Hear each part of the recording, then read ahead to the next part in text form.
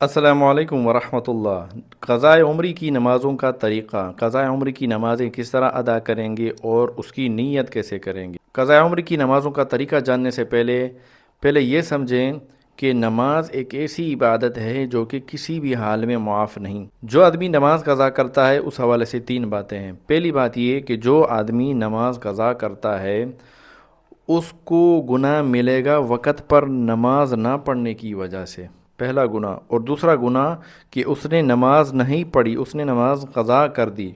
اور تیسرا حکم جو اس کے ذمہ ہے وہ یہ کہ پھر نمازوں کی قضا کرے گا، بعد میں اس پر پڑھنا فرض ہے، لازم ہے، واجب ہے۔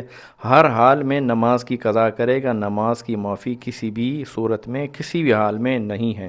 نماز جو ہے صرف ایک اس عورت پر واجب نہیں، فرض نہیں جو حالت حیض کے اندر ہو، ماہواری کے اندر ہو۔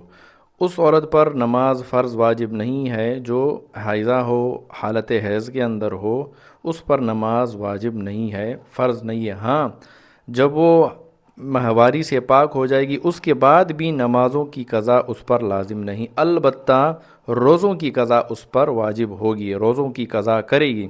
ایک عورت ہے وہ ماہواری کے اندر ہے، مینسز کے اندر ہے، اس کے لیے روزہ رکھنا جائز نہیں، کیونکہ روزہ کے لیے پاکی شرط ہے عورت کے لیے۔ جب رمضان کا مہینہ گزر جائے یا وہ پاک ہو جائے اس کے بعد ان روزوں کی قضا کرے گی جو رمضان کے مہینے میں رہ گئے تھے۔ تو نماز کسی بھی حال میں معاف نہیں، نماز ہر حال میں وقت پر بھی پڑھنی ہے، اور اگر کسی مسلمان نے قضا کر دی تو اس کی قضا بھی کرے گا۔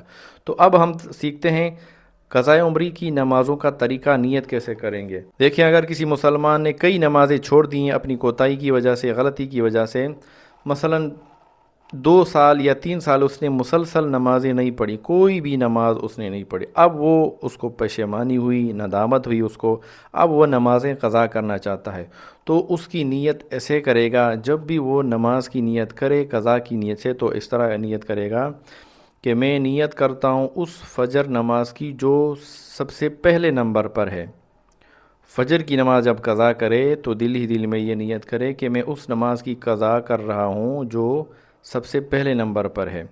پھر جب وہ پھر دوبارہ نیت کرے دوسری نماز کا، تو پھر دل ہی دل میں یہ نیت کرے کہ میں اس نماز کی نیت کرتا ہوں جو سب سے پہلے نمبر پر ہے۔ اب جب اس کی وہ نماز جو سب سے پہلے نمبر پر تھی وہ نماز اس کی ادا ہو گئی، اس کی نماز قضا ہو گئی، تو اب جب دوبارہ نیت کرے گا تو اس میں یہی نیت کرے کہ وہ اس نماز کی نیت کرتا ہوں جو سب سے پہلے، تو لہٰذا وہ جو پہلی نماز تھی وہ اس کے ذمے ہی نہیں، لہٰذا وہ ساقط ہو گئی۔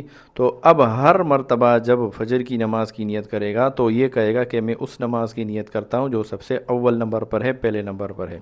اسی طرح اگر ظہر کی نمازیں اس سے قضا ہوئی ہیں تو ظہر کی نمازیں اس طرح ادا کرے گا کہ میں نیت کرتا ہوں اس ظہر نماز کی جو سب سے اول نمبر پر ہے، جو سب سے اول نمبر پر ہے، اللہ اکبر، اپنی نماز شروع کر دے۔ پھر جب دوسری نماز ظہر کی قضا کرے تو پھر یہی نیت کرے گا کہ میں اس نماز کی نیت کرتا ہوں جو سب سے اول نمبر پر ہے، لہٰذا جب اس نے پہلے ظہر کی نماز ادا کی قضا کی نیت سے، وہ لہٰذا وہ ساقط ہو گئی، وہ اس کی ادا ہو گئی، وہ اس کے ذمے سے ساقط ہو گئی۔ اب جو نیت کر رہا ہے کہ میں اس نماز کی نیت کر جاؤں ظہر کی جو اول نمبر پر ہے، وہ گویا کہ اس نماز کی نیت کرتا ہے جو اس کی دوسری نمبر پر ہے، کیونکہ پہلی والی نماز اس کے ذمے سے ساقط ہو گئی۔ اسی طرح ہر نماز کی اسی طرح نیت کرنی ہے، عصر کی اور مغرب کی اور عشاء کی۔ نماز قضا جو کرنا ہے وہ فرض نمازیں قضا کرنی ہے، نہ کہ سنتوں کی۔ اسی طرح عشاء کی نماز جب آپ قضا کریں تو عشاء کے ساتھ 4 رکعت فرض بھی آپ کو قضا کرنے پڑیں گے، اور وتر کی نماز بھی آپ کو قضا کرنی پڑے گی۔ تو یہ ایک طریقہ تھا قضاء عمری کی نمازوں کا۔ آپ سے گزارش ہے کہ اس ویڈیو کو دوسرے مسلمانوں تک لازمی شیئر کریں۔ شکریہ، اللہ حافظ۔